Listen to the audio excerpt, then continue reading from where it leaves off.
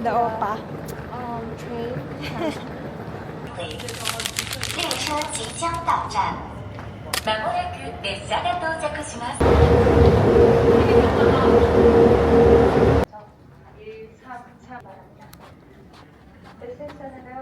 Ginawa mo dito, parang fresh ka pa din. Anong ginawa mo? Stacy, dito ka. Parang fresh pa din siya. Okay, now time to get our SIM card. Yan store. Pwedeng gamitin yung card sa pag bibili tayong bus mamaya. So, 1 p.m. na ngayon and 3 p.m. pa yung check-in. So, travel time pa naman doon sa city is Kailangan mo 1 ata kumuha hour. ng ano, ng... So, at least, parang sakto na naman kami. We're here now in Korea! Kuha muna kami ng snacks for our bus trip. Kasi 1 hour din yon. So, ano na din, lunchtime na din kasi ito, magpipika-pika muna kami kasi kakain naman kami later.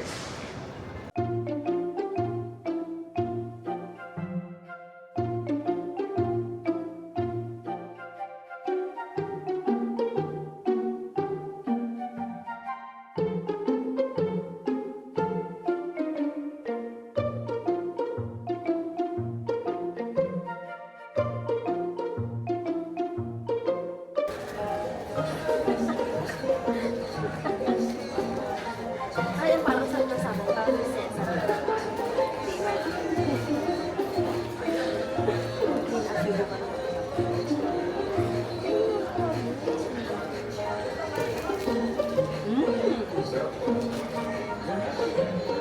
very itchy.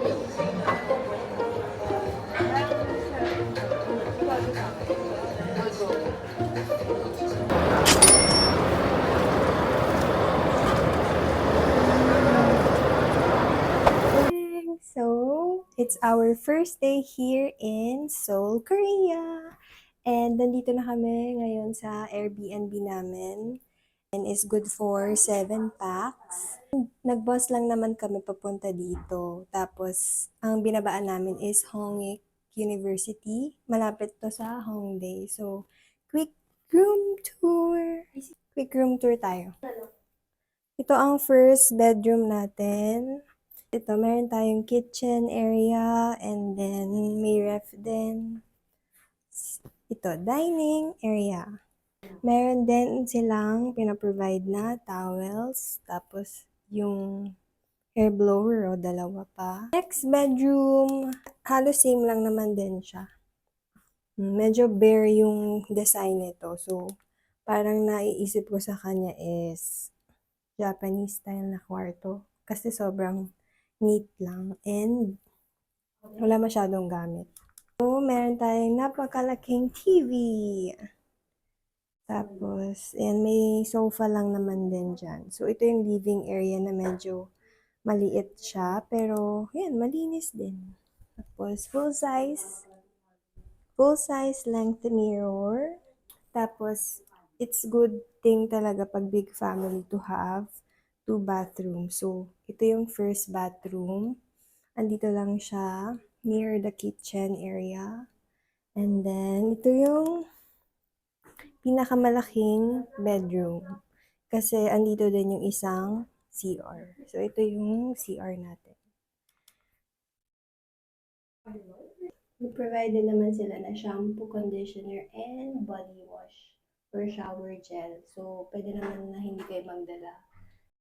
Dito din, meron din silang desk. And maganda yung ganitong type ng room kasi hindi siya makalat tignan. Wala masyado talagang gamit. Yan. Ano comment mo? Quick update. Yung papunta namin dito, mabilis lang naman siya. Kaso, mahirap pag may mga bagahe kayo kasi dalawa yung binabook. Pag airport transfers, feeling ko naman mismong dito na kayo ibababa sa Airbnb. So, mas okay yun. And then, ang plan namin today is mag-aano lang tayo. Mag-freshen up muna kami bago kami lumabas ulit. So, pupunta daw kami ng Gangnam. Punta kami Go to Mall. Tapos, Magwi-Wingstop. Abi, tama ba? Magwi-Wingstop tayo? Yeah, after Guatemala na lang kasi medyo... Guatemala. Okay, so mag-lunch na kami sa Wingstop after Go to Mall. And then, yun lang, chill day lang naman kami. Inaantay namin yung second batch. Pakita ko na lang sa inyo kung saan kami pupunta for today. Bye! Ayan, nakapag-skin prep na ako. So, magla-light makeup lang din ako. Kasi, para mukhang buhay naman ang diwa ko. Yung weather naman dito pagdating is, I think okay naman siya. Kasi, nasa 13 degrees yata nang lumabas kami. Tapos, naka-pants ako. Tapos, naka-jacket din. And kaya naman yung lamig. Unless na lang talaga na kung, yun nga, kung humangin. Kasi sobrang mahampas din yung hangin eh. So, dun talaga, yung kailangan nyo siguro mag-gear up. Pero sabi kasi nila, medyo magulo din yung weather dito sa Korea. So, let's see sa ibang araw. Pero, lalabas din naman kami ngayong hapon eh. So, paggabi din yun. Tignan natin kung magbabago yung weather.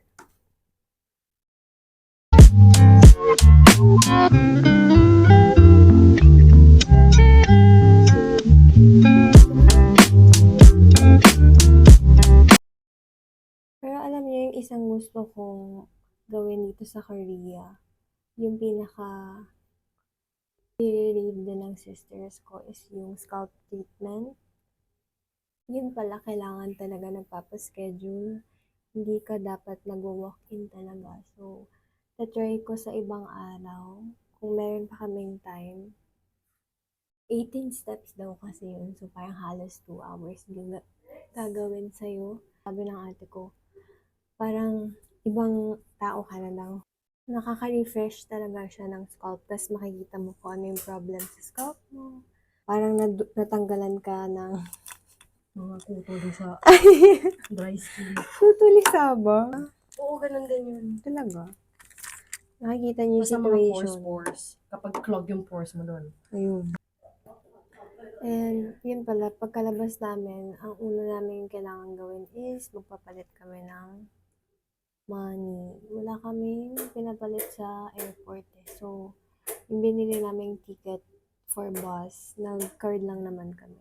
Tapos, yun, nag-lights na kami sa Hollies. Card din yung ginamit namin doon. So, dito sa Hongdae, mayroon naman din yung currency exchange. So, hahanap tayo dito para magkaroon na tayo ng cash.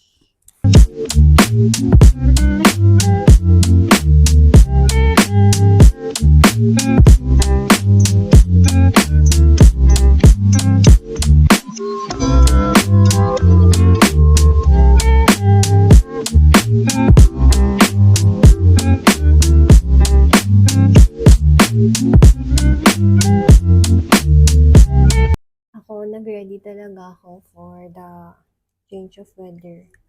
Kasi ako lamigin talaga akong tao. So, natakot ako. Kaya nagdala ko ng mga thermals din. Ewan ko, parang sa akin, mas okay na prepared ako kaysa sa parang mas less yung dadalhin ko. Kaya, minsan nag-overpack. Nagdadaloy pang panglagay for pasalubong. Pero tingnan na talaga natin kasi so far okay naman yung weather and hopefully next few days ganito pa din. Tikman namin siya sa may Glorieta.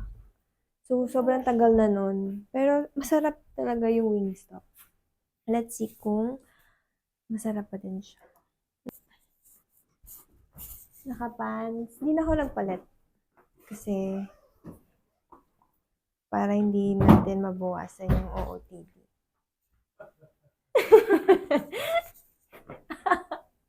Nakakainis ka! Yeah, ikaw, outfit of the day. I got this from Mari. And pants from Uniqlo. And shoes from Puma. Tagal nung inaantay namin eh.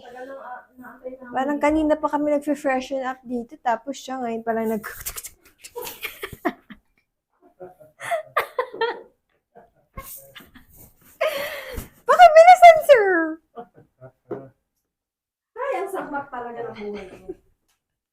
Dito pala may laundry din. So, pwede kayo maglaba. Tapos may dryer pa.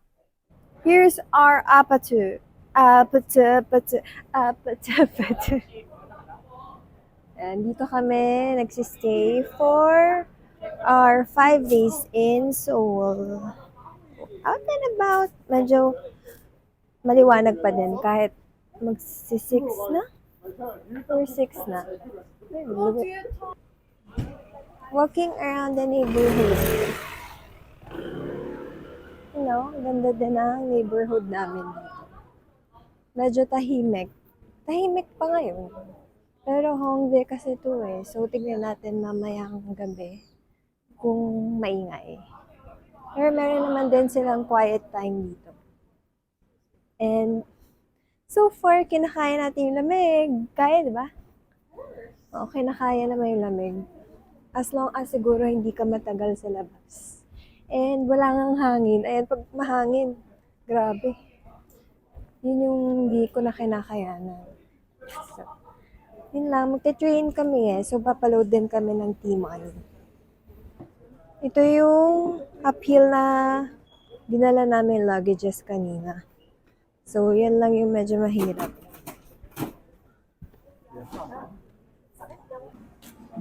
Wala, dito na kami sa Hongdae.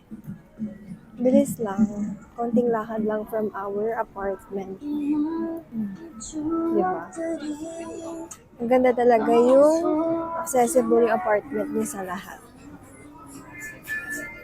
Meron ditong Pex eh, ayan. Naalala ko. Ha? Si V! Ito yung Pex. Ayan. Meron naman na din yan sa atin.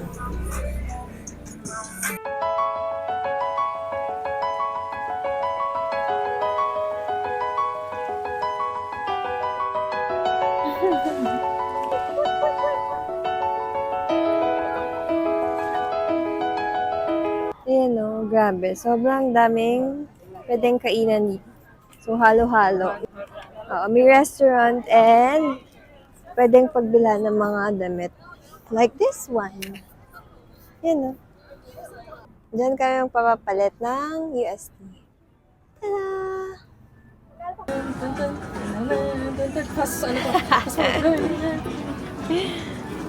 Dami stopover bago makarating sa destinasyon.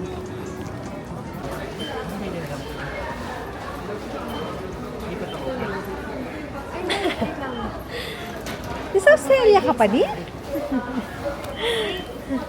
Opal car daw yan.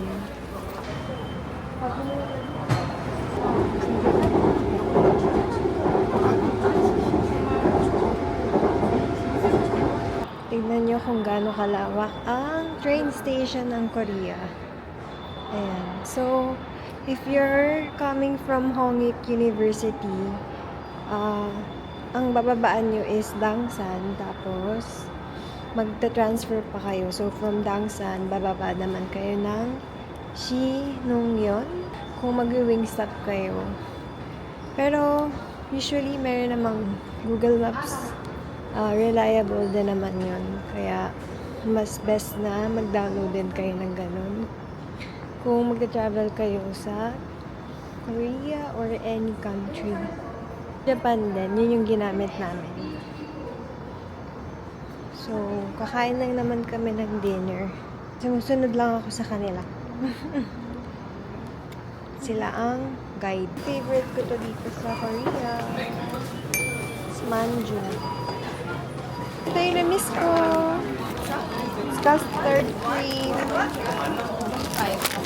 Yan, custard cream siya na manju.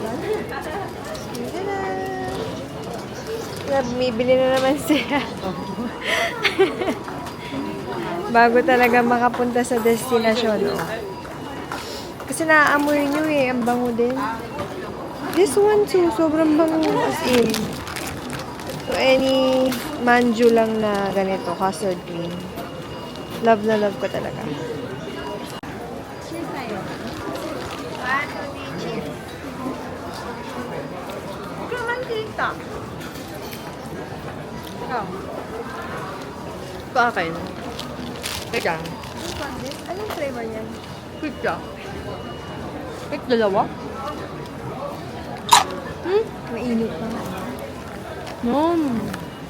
This is 3,001 for 10 Sorry. pieces of manju.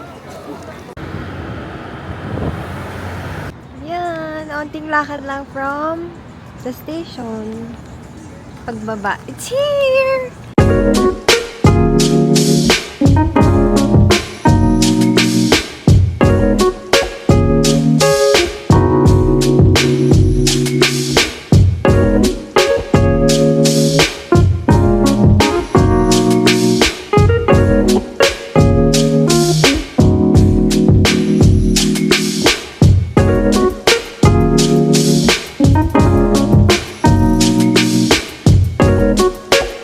Pag tinanong niyo kung anong ginawa namin sa Korea. Tapos na kami kumain sa Wingstop. And for me, parang hindi ko siya masyadong na-enjoy as compare nung una ko siyang natikman. Siguro, okay kung o-orderin nyo boneless. Hindi, kasi yung chicken nila dito maliit. Baka siguro kasi 6 pieces. Hindi ko lang sure. Pero, hindi din namin naubos yung malaking sauce or ranch dip. So, check nyo na lang kung kaya nyo ubusin yung isang. Tapos, Mamaliit lang yung dip. oh, pero maliliit din yung chicken ano niya pala eh. yung gochujang? So, hindi ko lang alam. Hindi, meron na. Baka magkaiba lang Ay, ikaw sila ba? sa Philippines na mga flavor. And, Yeah, nawala na kasi siya sa Philippines. Oo. Tignan mo, namumula na yung labi. mula. Yun lang. Pero pwede nyo try pa din. For me, feeling ko I'll give it a 5 out of 10. Hindi ko siya masyadong na-enjoy. Siguro hinanap ko din yung rice, yung sa Philippines.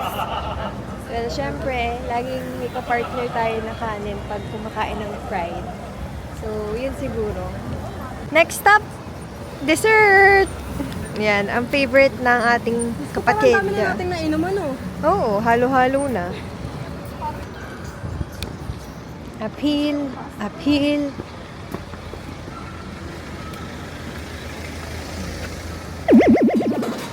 Taro with bubble. Where's taro? Wala eh, walang strawberry. Ayun. Yan yung favorite mo? Ito. Di yan yun. Meron yung ano eh, boba eh. This one? Yung dati mo. Boba. 君が言った感情を出すのは苦手なんですって無表情の Ready to drink? Yes. Kakain ulit kami! Busugin natin ang ating sarili. This one is, ano? Different milk lang. Black milk lang. Black milk yan tawag. Ito, yung herbs ito. Cheers! 1, 2, 3.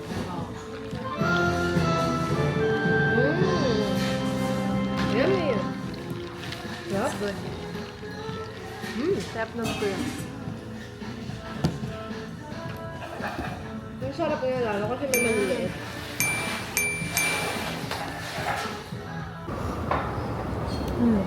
Ang taas ng kanilang escalator. Nakatakot. Kaya dapat nakahawak talaga kayo sa handrails. Quick look lang sa Goto Mall bago namin i-meet sila mama at saka si dad. Kasama sila Kate and Shermaine. Welcome to Goto Mall. In fairness, ang ganda nga agad. Parang siyang Green Hills. Magkakadikit din yung mga shop.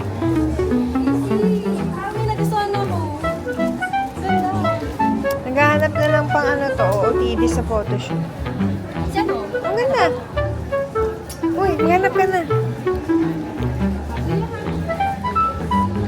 Isang hilera siya.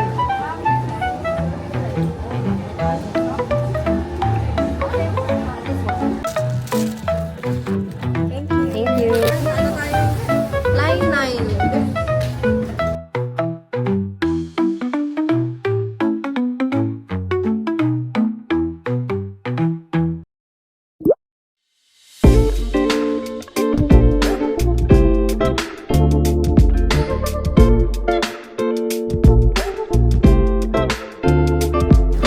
pwede nyo maging souvenir sa Korea. Drawing daw kayo for 1 minute.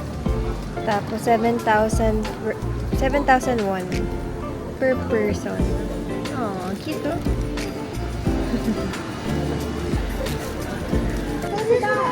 Sana kayo?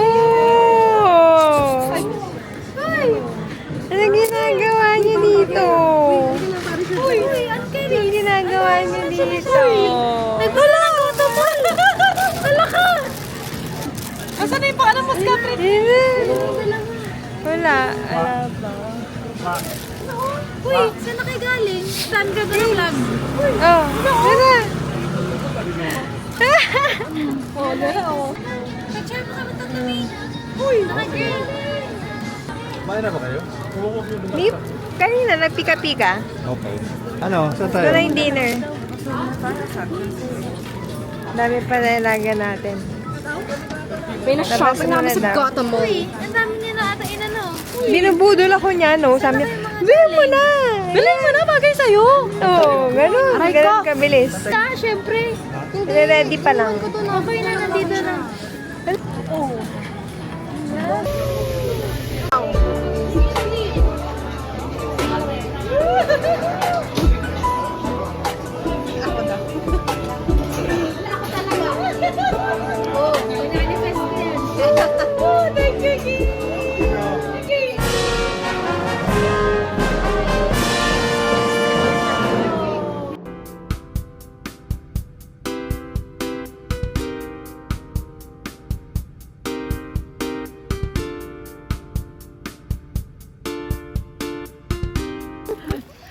Hi guys. Wala nagbibiyobis sa'yo.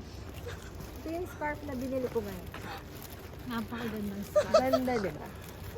Nakapag-protect ng head, mouth, ears. Yun lang.